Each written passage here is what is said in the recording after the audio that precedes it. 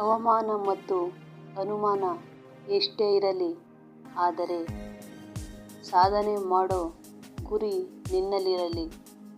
ತುಳಿಯೋರು ಎಷ್ಟು ಜನ ಇರಲಿ, ಬೆಳೆಯೋ ಮನಸ್ಸು ನಿನ್ನಲ್ಲಿರಲಿ. ಒಂದು ಕಲ್ಲು ಶಿಲೆಯಾದರೆ ಕೈ ಮುಗಿದು ನಮಸ್ಕಾರ ಮಾಡ್ತಾರೆ. ಅದೇ ಮೆಟ್ಟಿಲು ಆದರೆ ತುಳಿದು ಚಪ್ಪಲಿ ಬಿಡ್ತಾರೆ.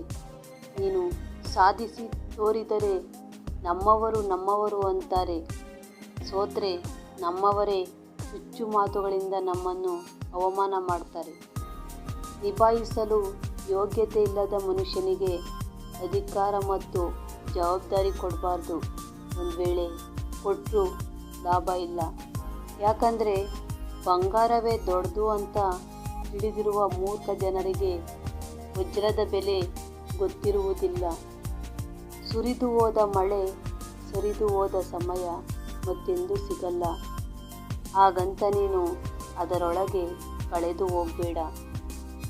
ಇನ್ನೊಬ್ಬರ ಬಾಳಿನ ಪುಸ್ತಕದಲ್ಲಿ ನೀನು ಒಂದು ಅಧ್ಯಾಯ ಅಷ್ಟೇ.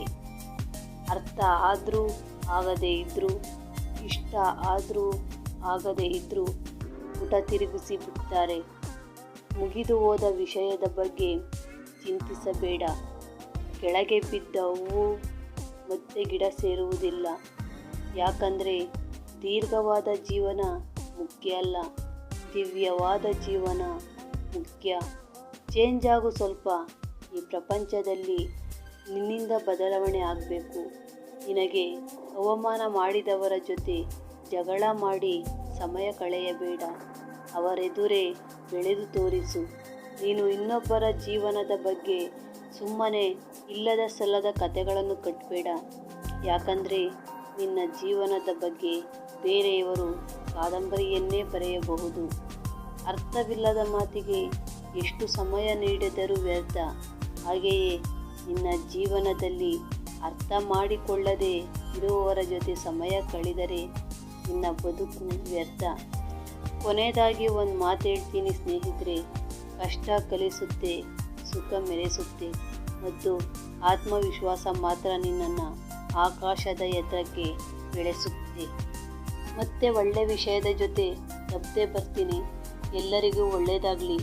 ಯಾರೆಲ್ಲ ನಮ್ಮ VMP ಮೋಟಿವ್ ಚಾನೆಲ್ನ ಸಬ್ಸ್ಕ್ರೈಬ್ ಮಾಡ್ಕೊಂಡಿಲ್ವೋ ಸಬ್ಸ್ಕ್ರೈಬ್ ಮಾಡ್ಕೊಳ್ಳಿ. ವಿಡಿಯೋ ಇಷ್ಟ ಆದರೆ ಒಂದು ಲೈಕ್ ಕೊಡಿ. ಹಾಗೆ ನಿಮ್ಮ ಅನಿಸಿಕೆ ಅಭಿಪ್ರಾಯವನ್ನು ಕಾಮೆಂಟ್ ಮೂಲಕ ತಿಳಿಸಿ.